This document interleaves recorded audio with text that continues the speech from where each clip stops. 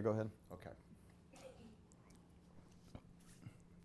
Are we back, Kip? We're back. Oh, man, I didn't know we were back. I'm sorry, See, Hollywood. When our picture comes up on the camera, that means we're back. Hey, Mama in heaven. Hey, Mama, we love you. Yeah, it's good to be back, Kip. I mean, I'm really enjoying this TV stuff. And, you know, Kip, did you notice how nice my hair looks today? Yes, very coiffed. Yeah, I mean, it coiffed. looks good. How do you say that word? Hold on, anyway. Man.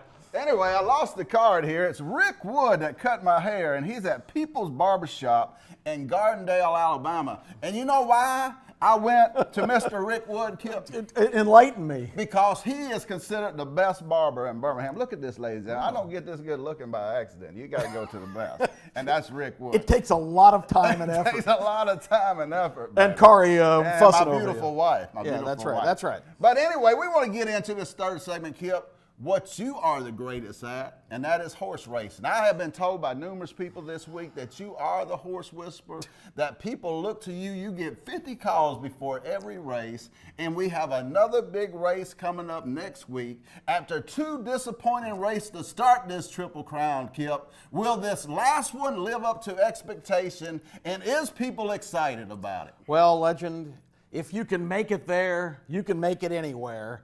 It's the Belmont Stakes in New York on Long Island. It's 1.5 miles. That's a long way. That's a long for way. anybody to drive, let alone a four-legged guy to run. The field took a little bit of a hit this week. Bob Baffert, who is really looked like he had 3 aces, turned out to have a 2, a 4, and a 5. No matches. His horses have been very disappointing. Game Winner was going to be in the Belmont. He's pulled him from that. So that took a little bit of the luster out of the race. You've got 2 really superstar performers. Tacitus for Bill Mott, who was a horse, as you remember, I was really high on for the Derby. Not to win, but to run on the board, and he did finish 3rd. And you've got War of Will, who won the Preakness last week. I almost sound like Elmer Fudd, the Preakness. The Preakness. But anyway, War of Will and Tacitus are the 2 superstars. And then you're going to have 6 or 7 others. The race isn't shaping up to be an all-time classic, but it's going to be a good betting race because you know that I just don't see the 2 favorites running off and hiding. Somebody's going to rise up and surprise. All right, who is going to rise up and surprise? Because we know what happened at the Derby. Yeah. We know what cost me and you money, Kip. It was that horse that we just wouldn't add a few more dollars to put it on the ticket. Then we turned around the next week. If you watch last week's show, bet the all The all. That's how our man Monty Ballard got in the chips. Yeah, we love Monty. He sent us the Rock of the South. Monty's sleeper for the Belmont is the Japanese horse, Master Fencer San. Oh. Well, he doesn't have San on it. I just threw that in. Monty's got a history of winning. He's does. Becoming a big-time horse Master Fencer, the Japanese horse, could be coming from behind. I like a horse that's going to run on the front end. I think they're going to leave him alone. He's going to get a big lead. He probably will get tired. Well, I know he will get tired at the end, but Tax, who ran in the Kentucky Derby, is my sleeper. But we'll give you all the definite information on the Belmont next week. I want to take just 1 minute. Let's talk about Greyhound racing because we don't spend enough time on that. And we love our sponsor, Birmingham Greyhound. If you ain't been, you need to go. That's right. Absolutely. Today, doubleheader day, 2 o'clock and 7:15. Just as an exercise, there are ways that you can, in football or any other sport, you say you take what the defense gives you. In racing, you take what the information gives you. Yes, love that. And a lot of people stand there at the monitor and look up and just bet numbers. Do yourself a favor, pick a track, and buy a program. Because the information in a program is amazing. Let's take a look at this program page. This is a race from last Saturday night, the 4th race at Birmingham Greyhound Racing. And the number 4 Greyhound, WW Weep No More, and number 8, Low on Cash.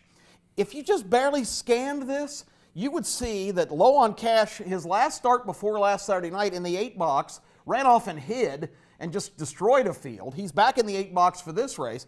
And the 4 WW Weep No More, look at his record there, Legend. 20-something starts, 7 seconds, no wins. 0 wins, 7 seconds, 6/3, 2/4. Wow. So this is a guy who he wants to chase other dogs. He wants the thrill of participation. He's what we call a pacer or a chaser. All you have to do is scan that column, and that's that far column that starts, wins, seconds, thirds, and fourths. And if you find a greyhound that's not winning races but is running in the money a lot, and 5 of his 6 lines here from his most previous races, he's run 4th or better.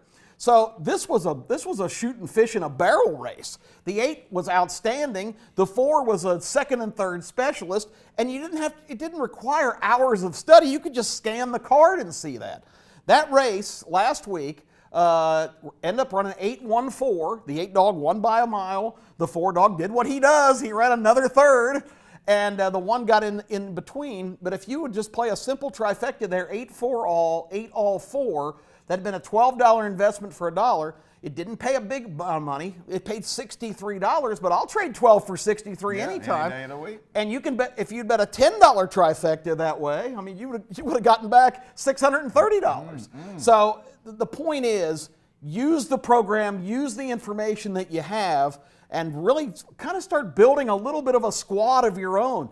WW Weep No More should be on your team's list, and you check those entries every day, and he's running, I'm going to get out there and bet him 2nd and 3rd. Yeah, I love it, Kip. I love it. Kip, talk just a second before we go to the next segment about how great the crowds have been at the Birmingham race course and what a cool place it is to go bet on the horses and the dogs. Yeah, we got to go to break, but it's been phenomenal, and the enthusiasm's there. There's a lot of a whole lot of, like Jerry Lee Lewis, I'm going to steal his song, there's a whole lot of winning going on at the Birmingham race course, so get on out there. We're going to wrap it up with a final segment here, give you some best bets and some other great information. It's Talking Sports with Kip and the Legend.